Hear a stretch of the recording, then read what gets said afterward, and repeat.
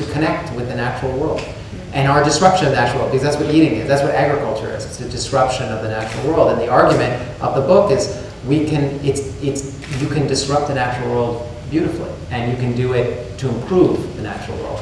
That idea is provocative, because that's not the accepted idea. The accepted idea is that to feed the world we need to exhaust resources, extract. And what these farmers are saying is, no, you can do it not just with a gentle footprint, you can do it with a footprint that improves your improves the animal welfare, improves the plant, improves the flavor. And for a chef, that's intoxicating.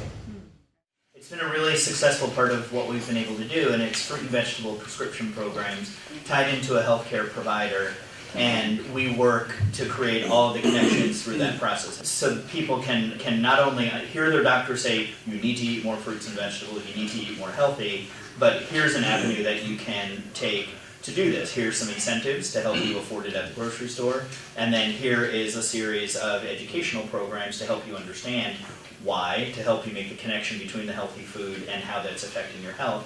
And then the beauty of it is tracking their biometrics over the time period. If you travel through Boston Post Road, you have Dunkin' Donuts, across the street you have McDonald's, you have the diner, you have an LA Fitness, nudged in between Taco Bell and Popeyes and Burger King. So, which actually leads me to our next question.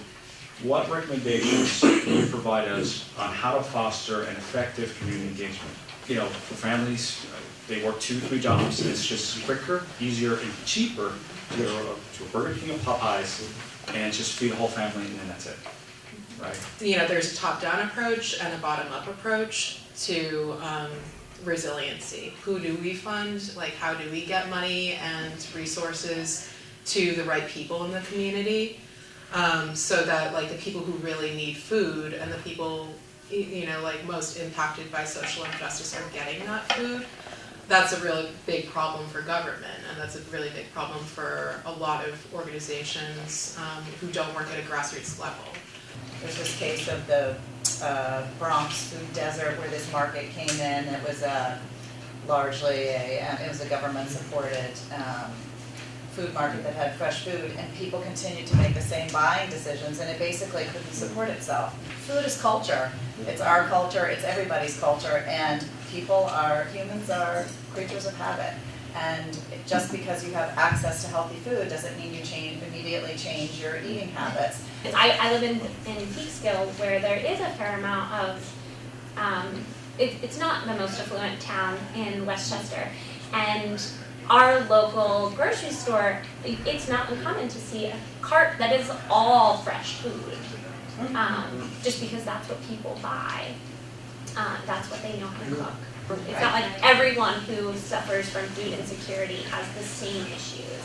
And I think wrapped up in that is just the availability of cooking for you based on your schedule and based on the home that you live in. Usually what we found, the further you go from the inner city, from the center industrial part of cities, the suburbs, you'll find less and less of contaminants.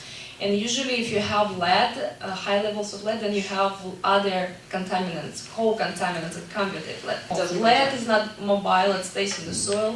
Arsenic is mobile, it can decrease a little bit over time, but this is the problem. And then these orchards become more residential areas now, and people get in their gardens.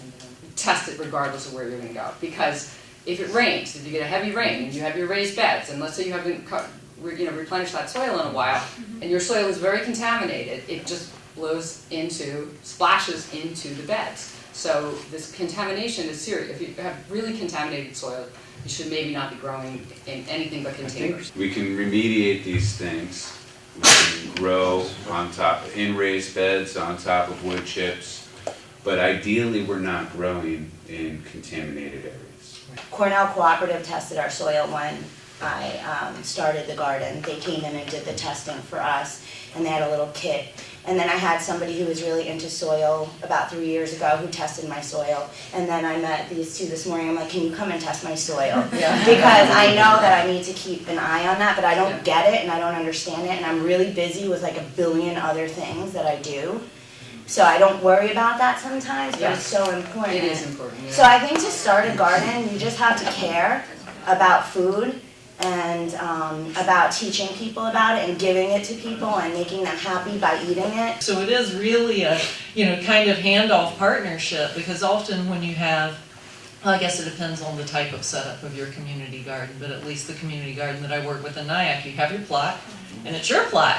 And you plant it and you harvest everything, and you donate stuff, we do here as well, but it's just yours to take care of for the entire time. So this kind of breaks up that ownership, like I'll take care of it for a time and then I'll pass it off to Right. you. And it's really, I think it builds some Community, lovely, right? yeah, It's it the builds, community in the garden. exactly.